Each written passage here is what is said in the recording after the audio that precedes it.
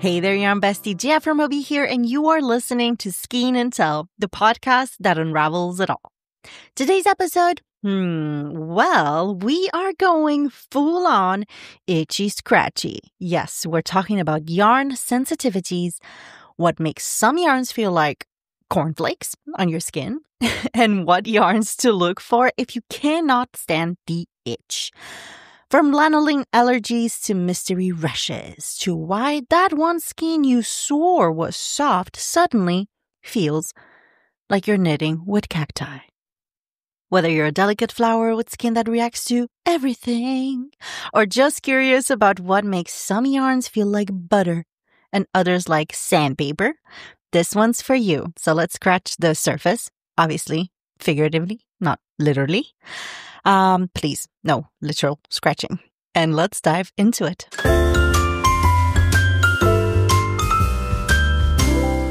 All right, let's start with the big one, okay? Lanolin. Lanolin is a natural oil, or more like a waxy-like substance that comes from sheep's wool. It's basically what keeps their fleece waterproof and, cozy and protected. It protects their wool and their skin. Think of it as a sheep built-in moisturizer, if you want. When the wool is processed, the lanolin is often washed out. But in some yarns, especially minimally processed, or they're also tagged sometimes as lanolin-rich wools, those traces obviously remain. And in the yarn world, that means untreated or minimally processed wool might still have some lanolin hanging around. Now, some of us, totally fine. Others, redness, itchiness, or even hives. Yeah, lanolin sensitivity or lanolin allergy is real. And it can make knitting or crocheting with wool kind of a nightmare. So lanolin is also in tons of lotions, in tons of lip balms, and just cosmetics. So if you've had reactions to those before, keep an eye out when you're choosing your yarn, but don't worry. There are tons of non-lanolin options, and we will get to those. Now, I have a little pro tip here. If you want to test if lanolin is the culprit, try comparing, handling superwash wool and untreated wool. Superwash wool is often treated to remove the lanolin and obviously also prevent felting, and it is therefore a safer option for sensitive skin, while untreated wool is just raw, beautiful, raw.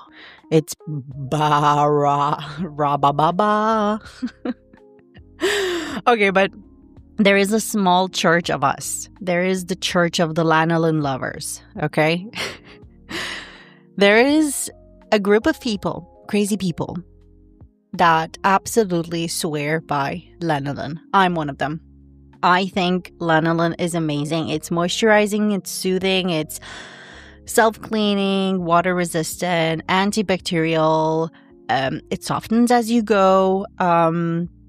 And it's amazing, I think. It's super hydrating. So it mimics human oils or human skin oils, which is why it's actually used in, tons of creams, tons of lip balms, nip salves as well. Hello, new mommies. And even makeup removers. Now, yarn with a touch of lanolin can help moisturize your hands as you work, especially, dreamy in winter months. Lanolin also helps wool repel water and odors. That's why untreated wool garments like, traditional fisherman sweaters and so on actually stay fresh longer and are, naturally a bit dirt and water resistant. Antibacterial because it's believed that lanolin has these antimicrobial powers, which is why it's great in, reusable cloth diaper covers or wool-based baby wear.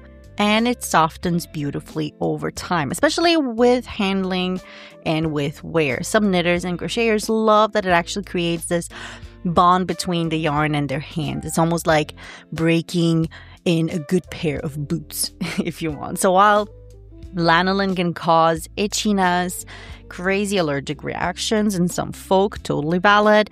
For others, it's like the secret sauce, of a cozy, luxurious yarn. If you can use it, it's basically the woolly equivalent of a spa treatment. But if you can't, don't worry. There are tons of amazing lanolin-free yarns that your, skin will love equally as much as you will. So let's eventually get to that. One little thing I wanted to mention is that I have lanolin in my household in tubes. Let's go. Not only in my yarn. I really truly believe in the power of lanolin. So I use it for so many things. I moisturize with it after I shave my legs. I put it on my baby's bum if he gets a rash.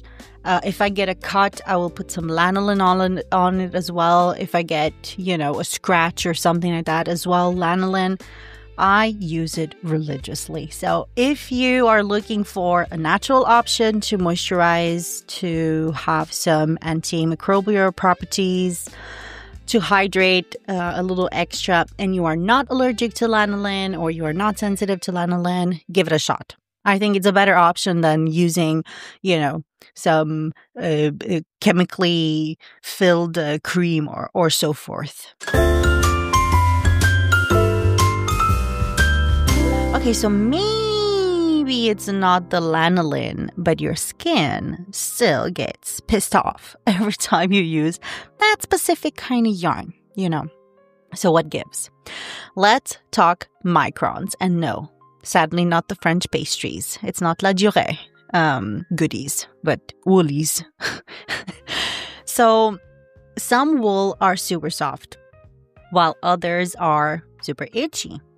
And this doesn't have to do with the lanolin. It can have to do with their thickness of the fibers that is spun into the yarn you're using. So the microns. So the micron measures the diameter of a fiber. So how thick a little strand of the wool is or how thin. The lower the micron count, the finer and softer the fiber. For instance, merino wool, the goddess of the wools. Merino wool is around 18 microns, and that's soft enough to wear next to the skin. Coarser wools like Shetland or Icelandic, around 30 plus microns, which might feel, itchy to sensitive skin and even to non-sensitive skin for that matter. So it's not about cheap versus expensive. It's about fiber structure. So some people can wear rougher wool without any problems, while others, hello, wool rash. Alpaca and bamboo have lower microns actually, and they are naturally hypoallergenic. So that's why they feel really, really nice. Pro tip here. Now let's get even nerdier. Even if a yarn is made from soft fiber, if it's loosely spun, it can feel scratchier. Now, why is that, you might ask? Well, because loose twists and loose twist yarns are therefore fluffier, so the fibers are kind of sticking out more, which can actually irritate the skin. Tightly spun yarns are obviously smoother and less likely to cause friction or to prickle. And same actually goes for the ply. Single ply yarns tend to fuzz up faster and feel softer at first, but they can also get splitty and pill. Multiple plies, on the other hand, you get more durability, better stitch definition, and sometimes a firmer feel. So if you're making wearables, especially baby clothes or scarves or anything that kind of touches your neck or wrists, or just skin in general, if you're planning on making a sweater that you just wear straight against your body, test for the texture first. Rub it against your inner arm, rub it against your neck. If it feels like a Lego brick, maybe save it for a bag, or wall hanging art or something like that.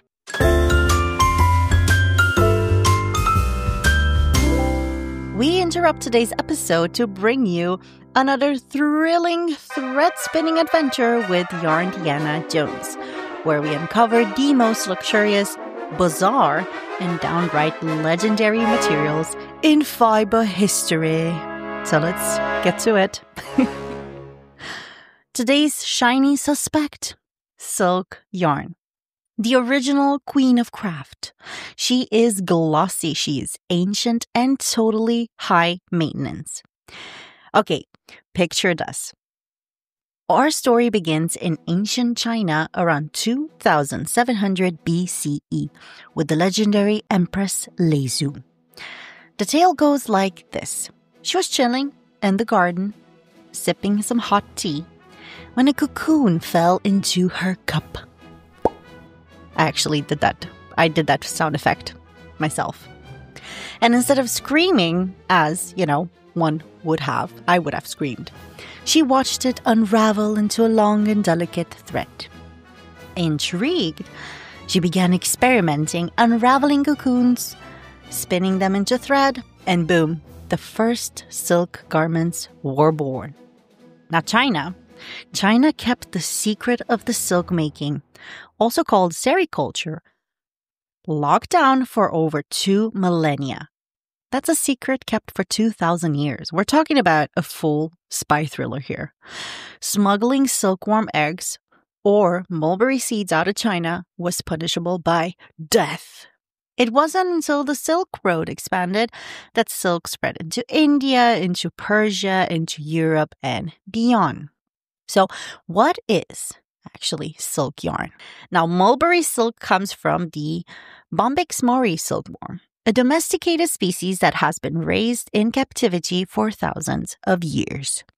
Now, these little divas, well, they have a really fancy diet. They can only eat the leaves of the white mulberry tree, the Morus alba.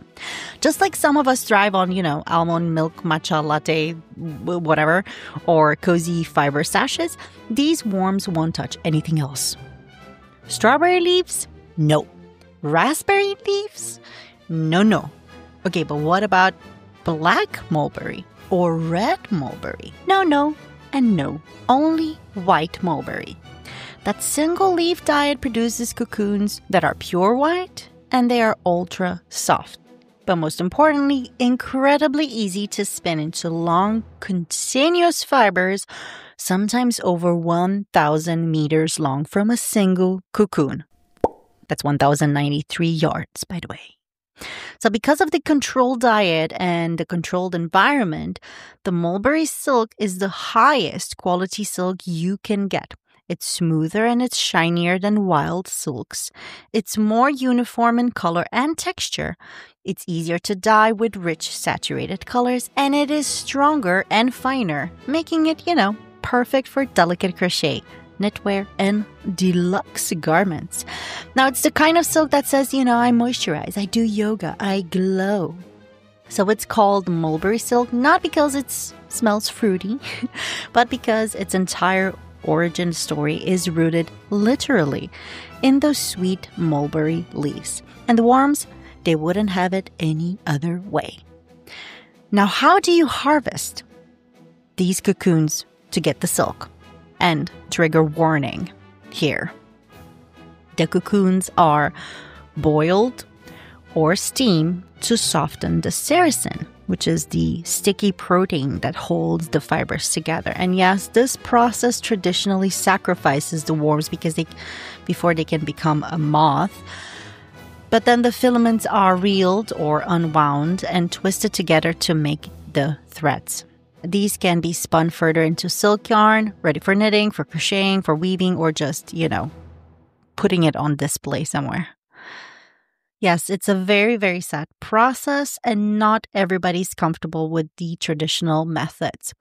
But there are actually incredible alternatives to the mulberry silk. It can be the peace silk, or called also the Imsa silk, where cocoons are harvested after the moth has emerged. Now, the result obviously is a shorter fiber, and it's a slightly nubbier texture, but obviously more moth-friendly. Then there's also the Tusa silk, which is a wild silk made from cocoons found in forests, usually a bit more texture and naturally kind of honey-colored. And then the Airy silk, which is native to India, also moth-friendly and incredibly strong. It's also called, I think, the fabric of peace. So these silk types are amazing for crafters who want that luxurious texture without sacrificing, their ethics. Luckily, silk yarn isn't just for royalty anymore, though it kind of feels like it. It's also known for being incredibly drapey, which makes it, the perfect fiber for a flowy garment or a racy wrap, lacy wrap. It holds beautiful shimmer and depth. It reflects light like nothing else. Great for temperature regulation, so it's breathable and insulating as well. Science! And it is incredible for dye absorption. So it sucks the pigments beautifully from coloring, which makes, indie dyers really, really love working with silk generally. But fair warning, it is slippery. It's like trying to wrangle wet spaghetti. You'll want to, have a good tension and maybe mix it with something like wool or with cotton or bamboo to get a better grip. Maybe not bamboo because that's also kind of slippery as well. So yeah, cotton or wool. And yeah. So silk is one of the strongest fibers out there. By weight, it's actually tougher than steel. That's why it was used historically, not just for luxury, but also for bowstrings, for parachutes, and even for surgical sutures. Yes, that's because it's also biodegradable. So, your fancy silk shawl could also decompose someday, but she will look iconic until then.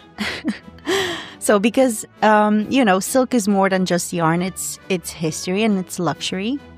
It's a thread that connects you to thousands of years of human ingenuity and, royalty and rebellion and tea accidents. So think about it next time you run your fingers across a skein of shimmering mulberry silk.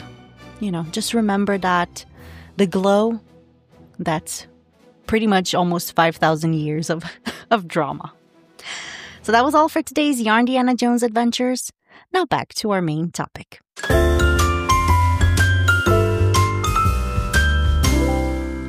Now, if you've got yarn sensitivities, do not worry. There's a whole world of options out there that don't involve prickly sheep or surprise reactions. So here are some highly sensitive skin MVPs. We got the classic, the soft, the breathable, the safe for everybody, or nearly everybody. The cotton. Great for summer garments, great for, I think, just overall everything, right? Then we got bamboo, silky smooth with natural antibacterial properties. Yes, we like this. Actually, bamboo is sometimes used to replace silk, which is our next alternative here. Silk or silk blends even. Yes, they are expensive, but luxuriously